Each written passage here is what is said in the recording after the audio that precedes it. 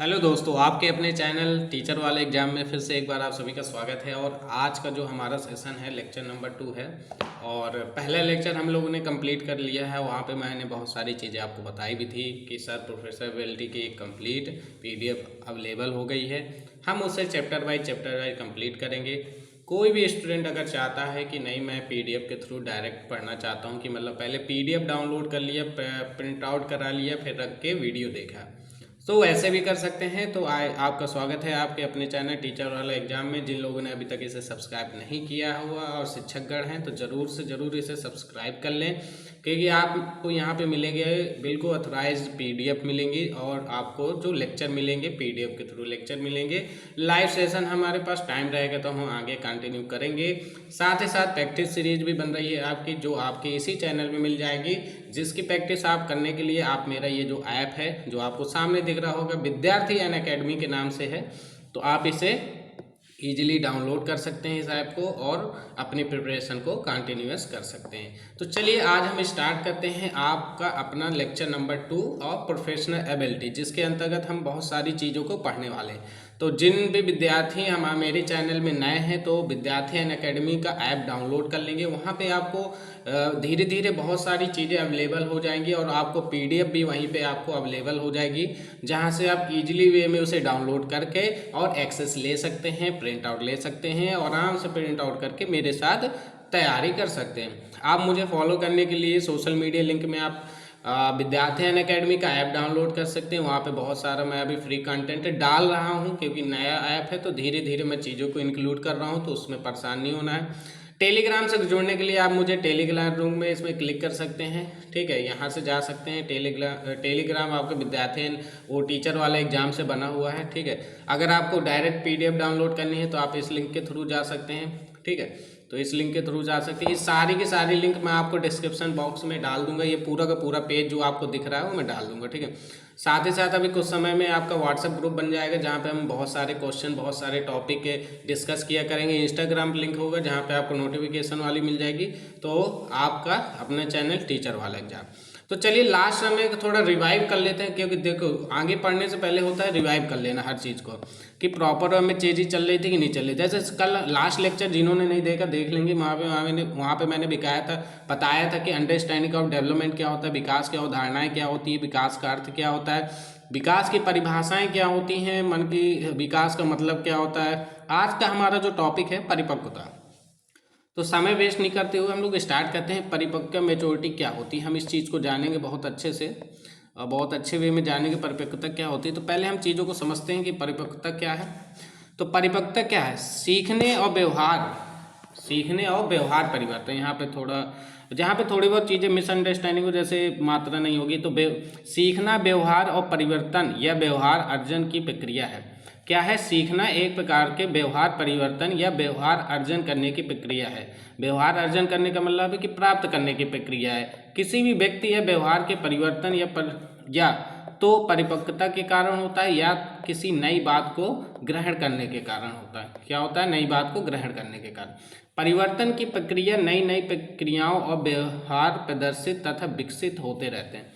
तो देखो ओवरऑल कहने का मतलब ये है कि अगर आपको यहाँ से क्वेश्चन पॉइंट आउट करना है कि सर यहाँ से मैं बेसिकली परिपक्वता के बारे में अगर जानना चाहूँ तो मैं क्या कहूँगा, तो बहुत ही सिंपल वे में आप इसको डिफाइन कर सकते हैं कि सर जो सीखना है वो एक प्रकार का व्यवहारिक परिवर्तन है। कैसा परिवर्तन है? व्यवहारिक परिवर्तन। अब व्यवहारिक परिवर्तन से व्यक्ति में क्या आता है? परिपक्वता के गुण आते हैं या परिपक्वता आती है या नई बात में ग्रहण करने का कारण बनता है। परिवर्तन की प्रक्रिया नई नई क्रियाएं और व्यवहारिक प्रदर्शन को विकसित करती हैं, ठीक है। दूसरी भाषा में जान ले तो परिपक्वता शारीरिक विकास की प्रक्रिया है, जिसके अंतर्गत बढ़ती हुई आयु के साथ शरीर और स्नायु मंडल का भी विकास होता है। सीखने की सामर्थ्यता का जन्म होता है, ठीक है। तो ध्यान देने वाली बात है कि कह रहा है कि अगर हम परिपक्वता को शारीरिक विकास की प्रक्रिया मानते हैं तो उसमें कह रहा है कि जैसे जैसे आपकी आयु बढ़ती है शरीर और स्नायु मंडल का भी विकास होता है, जिसे हम परिपक्वता के अंतर्गत लेते हैं, ठीक है। चलिए नेक्स्ट पॉइंट में देखते हैं क्या कह रहा है। नेक्स्ट पॉइंट में परिपक्वता की प्रक्रिया सीखने से पूर्व की स्थिति मतलब जैसे आप कुछ चीज़ें सीख रहे हैं उसके पूर्व की जो स्थिति होगी वो क्या होगी? परिपक्वता की प्रक्रिया होगी जहाँ सीखने की प्रक्रिया सीखने से पूर्व की स्थिति है तथा यहाँ सीखने का आधार है। ये क्या है? सीखने का आधार है परिपक्वता के अभाव से। अब देखो, परिपक्वता की अगर कमी हो जाएगी आपके जीवन में तो आपका क्या कारण, क्या क्या आपके वो बन सकते हैं पॉइंट। तो परिपक्वता के अभाव में किसी भी क्रिया को सीखना न केवल दुष्कर अपितु असंभव हो जाता है। वस्तुतः परिपक्वता किसी व्यवहार को अर्जित करने या सीखने की एक पूर्ण आवश्यकता होती है। तो ध्यान देना, अगर आप अगर टीचर का एग्ज़ाम भरे हैं, अगर आप टीचर की तैयारी कर रहे हैं तो आपको एक शिक्षक की भांति क्वेश्चनों को या थ्योरी को पढ़ना पड़ेगा। आप अगर शिक्षक की भांति पढ़ेंगे तभी आपको बेनिफिट होगा, ठीक है, अदरवाइज तो फिर प्रॉब्लम हो जाएगी, ठीक है। तो आपको क्या करना पड़ेगा? शिक्षक की भांति ही इसमें डील करना पड़ेगा। तो ओवरऑल अगर मैं परिपक्वता की बात करूँ तो सर मुझे यहाँ पे 3 चीज़ें समझ में आई हैं जो मुझे याद रखना है कि सर व्यवहार में परिवर्तन, नई नई प्रक्रियाओं को सीखना, प्रक्रिया के अंतर्गत शारीरिक परिपक्वता के कारण शारीरिक विकास, बढ़ती आयु के साथ साथ स्नायुमंडल का विकास। सर प्रक्रिया के सीखने से पूर्व की स्थिति है, कैसी स्थिति है? पूर्व की स्थिति है। सीखने का आधार, परिपक्वता के अभाव से क्या हो सकता है सर? क्रिया को सीखने में न केवल दुष्कर अपितु क्या हो जाएगा? असंभव हो जाएगा। परिपक्वता किसी व्यवहार को क्या करती है? अर्जित या सीखने की एक पूर्ण आवश्यकता है। तो ये पूरा परिपक्वता के बारे में हो गया। उसके बाद बात करते हैं विकास के सिद्धांत और वाद विवाद। विकास के सिद्धांत की बात करूं तो यहाँ पे कह रहा है कि विकास का जो सिद्धांत है विषय को विद्वानों ने अपने अपने विचार रखें, लेकिन कुछ ऐसे सर्वमान्य सिद्धांत जो सभी क्षेत्रों में लागू होते हैं और सभी विचारक उनका समर्थन करते हैं, जो निम्न प्रकार हैं। तो चलिए जानते हैं कौन कौन से विचार हैं, तो उसको देखते हैं। तो सबसे पहले बात कर लेते हैं हम लोग, सबसे पहले बात कर लेते हैं निरंतरता का सिद्धांत। निरंतरता का सिद्धांत का मतलब होता है प्रिंसिपल ऑफ कंटिन्यूटी। तो क्या कह रहा है? विकास की प्रक्रिया में कभी नहीं रुकने वाली प्रक्रिया। विकास क्या है? कभी नहीं रुकने वाली प्रक्रिया है। क्या है? जो निरंतरता क्या होती है? चलती रहती है। अर्थात ये जन्म से लेके कहाँ तक रहती है? मृत्यु तक चलती है। अब आप लोग मुझे बताइए कि मैंने जब विकास पढ़ाया था, डेवलपमेंट पढ़ाया था, मैंने वहाँ पे कुछ क्वेश्चन कराए थे कि अगर सर डेवलपमेंट होता है तो डेवलपमेंट में कौन से ऐसे वैज्ञानिक थे जिन्होंने भ्रूणावस्था से न लेकर विकास को जन्म से लेकर मृत्यु तक के बीच की प्रक्रिया मानी थी। तो मैंने वहाँ पे 4 ऑप्शन बताए थे आपके कि अगर जॉन डीवी आ जाए, कोहलर आ जाए या हंटर मुनरो आ जाए, तो ये तीनों कैसे वैज्ञानिक थे? ये मानते थे कि जो विकास हो रहा है वो आपका भ्रूणावस्था से, कहाँ से? भ्रूणावस्था से लेके प्रौढ़ावस्था तक हो रहा है। ध्यान दीजिएगा। मगर जब यहाँ पे मैं बात करता हूँ कि यहाँ जन्म से लेके मृत्यु तक के बीच की, तो ये आपको कौन से वैज्ञानिक ने दिया था? ये इंग्लिश ने दिया था। इंग्लिश ने ये माना था, इंग्लिश नाम है वैज्ञानिक ना, इंग्लिश ने ये माना था कि भैया जो विकास होगा वो जन्म से लेकर मृत्यु तक होगा, ना कि भ्रूणावस्था। बाकी जो आपके डीवी थे, जॉन डीवी थे, कोहलर थे, क्या थे? कोहलर थे, हेक्टर मुनरो थे। तो मुनरो ये सारे के सारे मानते थे कि जो विकास होता है वो भ्रूणावस्था से ही प्रारंभ हो जाता है। जैसे माँ बच्चे को जैसे उसके गर्भ में आता है तब से ही विकास चालू हो जाता है, जो पहले 9 महीने तक होता है, उसके बाद जीवन पर्यंत चलता रहता है। तो इस चीज़ को आपको ध्यान रखना है। चलिए नेक्स्ट क्या कह रहा है, और साथ ही साथ क्या कह रहा है? देखो यही चीज दोहरा रहा है, अर्थात जन्म से लेकर मृत्यु तक चलती रहती है। बल्कि वैज्ञानिक के तरीके से देखें तो विकास की प्रक्रिया माँ के गर्भ से ही शुरू हो जाती है। देखो वैज्ञानिक दृष्टि से हमारे 3 वैज्ञानिकों ने बताया था कि जो विकास होता है वो गर्भ धारणता से ही स्टार्ट हो जाता है माँ के।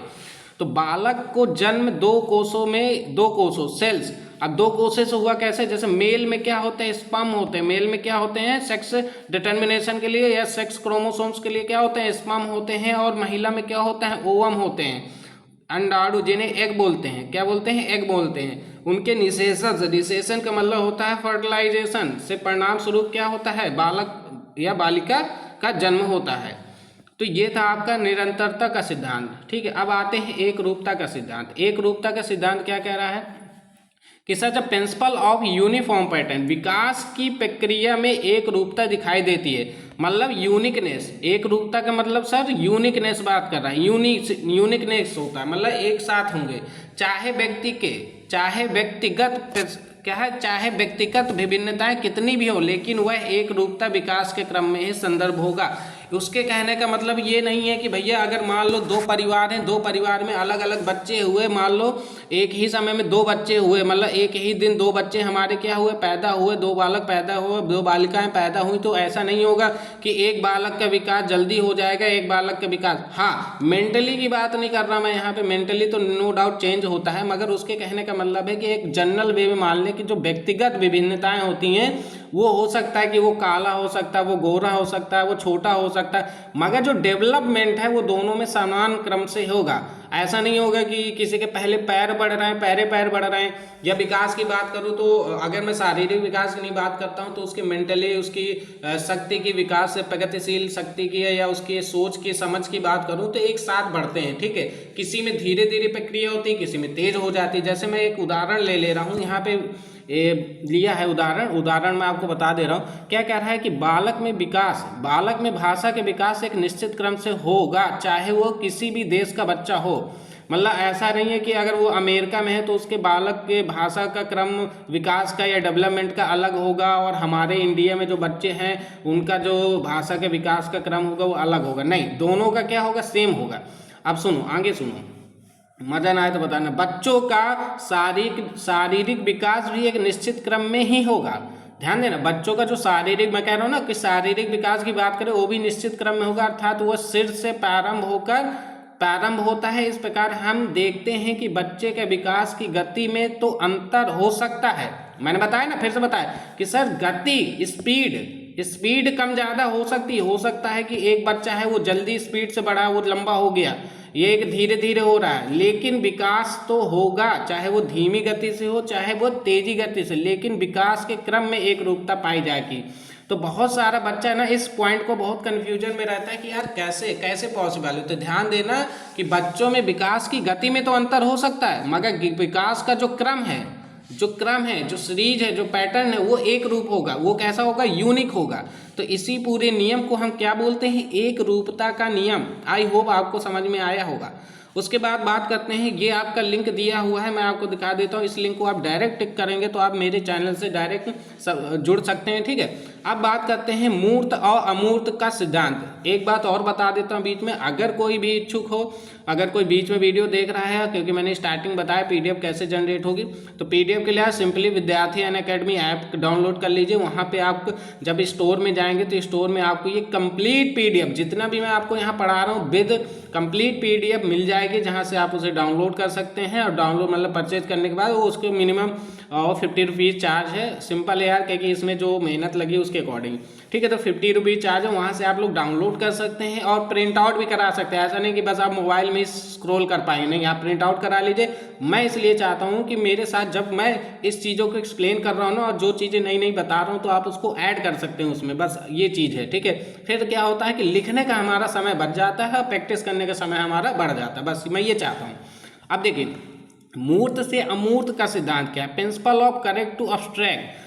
मानसिक विकास की शुरुआत भौतिक रूप से उपस्थित वस्तु। देखो बेटा, कहीं कहीं पे दोस्तों, कहीं कहीं पे हिंदी में मात्राओं का इशू हो सकता है, क्योंकि मैंने डिजिटल कर करके सारी चीज़ें बनाई हैं, तो हो सकता है कहीं पे जैसे उपस्थिति होगा तो उपस्थित लिखो, तो उस चीज़ को आप अंडरस्टूड कर लीजिएगा, कोई भी इसमें परेशान ना होइएगा।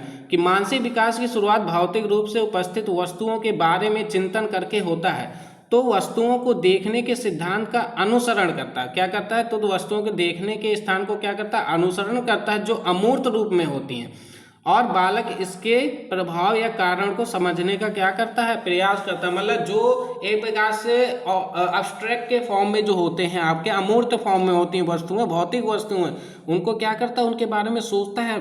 कब सोचता है, जब उसके मानसिक विकास होता है, जब उसका क्या मेंटली डेवलपमेंट होता है, तब वो इस चीज़ों को सोचता है। तो ध्यान देना, चिंतन करना, मूर्त से अमूर्त की ओर, मतलब करेक्ट टू अब्स्ट्रैक्ट की ओर, ठीक है। इस चीज़ को ध्यान देना। तो ये आपका मूर्त से अमूर्त का सिद्धांत है। सिद्धांत बहुत सारे हैं, मगर मैंने आपका टूडा सिलेबस लिया कि सिलेबस के अकॉर्डिंग कौन कौन से सिद्धांत हमें रखने हैं। अब देखो बेटा, आ गया है सामान्य से विशिष्ट की ओर विकास का सिद्धांत। वेरी इंपॉर्टेंट टर्म सही है, समान से विशिष्ट की ओर, मतलब इजी टू, मतलब सॉरी से general to special, the development from specific, ठीक है, principle of development from specific. अब देखो, इस सिद्धांत के अनुसार बालक पहले, देखो मैं बताता हूँ, इस सिद्धांत के अनुसार मैं ऐसे ले रहा हूँ। तो इस सिद्धांत के अनुसार बालक पहले समान बातों को और बाद में उन सभी समान बातों को मिला के एक विशिष्ट सिद्धांत को बनाना सीखता है, जिसे हम बोलते हैं समान से विशिष्ट का सिद्धांत। जैसे मैं एक एग्जाम्पल ले लेता हूँ कि एग्जाम्पल के थ्रू अगर मैं आपको बताना चाहूँ तो क्या कह रहा है कि बच्चा पहले व्यक्ति का नाम, स्थान, वस्तु का नाम जानता है, उसके बाद में जानता है कि किसी व्यक्ति के वस्तु, स्थान या नाम को संज्ञा कहते हैं। देनो तो ये बेटा देखो हिंदी से एक दोस्तों लिया गया है कि हिंदी की परिभाषा में जैसे संज्ञा होता है तो व्यक्ति, स्थान, नाम, जाति, भाव के स्थान, वस्तु, स्थान, व्यक्ति, जाति के नाम को बोध करता है वो संज्ञा कहलाती है। तो वो कहने का मतलब यही कह रहा है कि व्यक्ति पहले किसी भी व्यक्ति का नाम जानता है, स्थान जानता है, वस्तु जानता है, अब बाद में उसको समराइज करके क्या करता है, उसको एक नाम देता है जिसे हम संज्ञा कहते हैं। इसी प्रकार बालक का विकास भी समान से क्या होता है, विशिष्ट की ओर होता है। ठीक है, आइए विकास की दिशा के सिद्धांत की बात करें तो विकास की दिशा के सिद्धांत की शुरुआत आपकी कहाँ से होती है, सिर से होती है। उसकी टांगें और सबसे बाद में तैयार होती है। मतलब जब भी आप मान लीजिए कि जब बच्चा माँ के गर्भ में होता है तो सबसे पहले उसका क्या होता है, सिर डेवलप होता है, सिर से फिर स्टमक वगैरह होते हुए फिर लास्ट में पैर फॉर्म होते हैं। ठीक है, तो वही कह रहा है सिर से करने वाली प्रक्रिया है। विकास की दिशा के सिद्धांत को एम्ब्रियो, भ्रूण, जिसे भ्रूण बोलते हैं, ठीक है, एम्ब्रियो के सिद्धांत के आधार पर 3 भागों में विभाजित किया गया। पहला क्या है, सिर से पांव की ओर सिद्धांत, रीढ़ की हड्डी से बाहर की ओर, जब आपके सिर से जैसे रीढ़ की हड्डी बनेगी, स्वरूप के बाद क्रियाओं के बीच। तो ये तीनों सिद्धांत आपके किसके अंतर्गत आते हैं, विकास की दिशा के, जो दिशा बताते हैं, बालक के विकास की दिशाएं बताते हैं। ठीक है, तो यहाँ इसके बाद क्या आ रहा है आपका व्यक्तित्व भिन्नताओं का सिद्धांत, प्रिंसिपल ऑफ इंडिविजुअल डिफरेंस। अब देखो ये क्या कह रहा है कि शिक्षक क्या कह रहा है, शिक्षा मनोविज्ञान, क्या कह रहा है, शिक्षा मनोविज्ञान का, एक सेकेंड, क्या कह रहा है, शिक्षा मनोविज्ञान में देखा जाता है। मनोवैज्ञानिक व्यक्तित्व विभिन्नता सिद्धांत को महत्वपूर्ण मानते हैं, चूंकि जैसा कि हम जानते हैं कि विकास की प्रक्रिया को विभिन्न आयु वर्गों में क्या किया गया है, बांटा गया है, और सभी वर्गों की विशेषताओं को अलग अलग, और सभी वर्गों की विशेषताएं क्या होती हैं, अलग अलग होती हैं। इन आयु वर्गों के व्यवहार में अंतर पाया जाता है। तो इसी प्रक्रिया को क्या कहते हैं, व्यक्तित्व विभिन्नताएं बोलते हैं। मतलब व्यक्ति में जो विभिन्नताएं होती है शिक्षक मनोविज्ञान के अंतर्गत। जैसे मैं एक एग्जाम्पल लेके आपको समझाता हूँ। देखो अगर आप शिक्षक हैं, अगर आप इस चीज़ की तैयारी कर रहे हैं तो आपको प्रैक्टिकली चीज़ों को ज़्यादा समझना पड़ेगा। और एज अ शिक्षक, एज अ टीचर आपको ये मानना है कि मैं टीचर हूँ, अब मुझे बच्चों को कैसे डील करना है। अगर आप ये सोच कर तैयारी करेंगे तो डेफिनेटली आपको चीज़ें, कॉन्सेप्ट क्लियर होगा और आप बेटर नंबर ला पाएंगे। तो यहाँ पे एक एग्जाम्पल दे रहा है, कह रहा है जुड़वा बच्चों में भी व्यक्तित्व विभिन्नता पाई जाती है। किसी भी व्यक्ति में कुछ विशेषताएं या व्यवहार का शीघ्र विकसित होती है, तो कुछ व्यक्तियों में ये विशेषताएं, या व्यक्तियों में आप बच्चे, बालक ले सकते हैं। बालकों में क्या होता है, व्यवहार देरी से विकसित होता है, अर्थात सभी बालकों में वृद्धि और विकास के संदर्भ में समानता नहीं पाई जाती। तो देखो कितनी अच्छी बात कर दी है वहाँ पे कि हर व्यक्ति का वृद्धि और विकास एक जैसा नहीं होता है, उसमें डिफरेंस पार्ट होता है। मीन्स कहने का मतलब कि मान लो अगर किसी माँ ने गर्भ में 2 बच्चों को, जुड़ गए बच्चों को जन्म दिया, तो ये कोई भी जरूरी नहीं है कि दोनों के व्यवहार और दोनों के विकास में समानताएं होंगी। हो सकता है कि एक बच्चा देरी से विकसित हो, एक जल्दी विकसित हो जाता है। मोस्टली इन द केसेस में ऐसा होता है कि एक बच्चे की पावर ज़्यादा हो रहती है और एक बच्चे की पावर ज़्यादा कम हो जाती है। डिसेबिलिटी की प्रॉब्लम हो सकती है जब भी कभी ये जुड़वा बच्चा फॉर्मेशन होता है।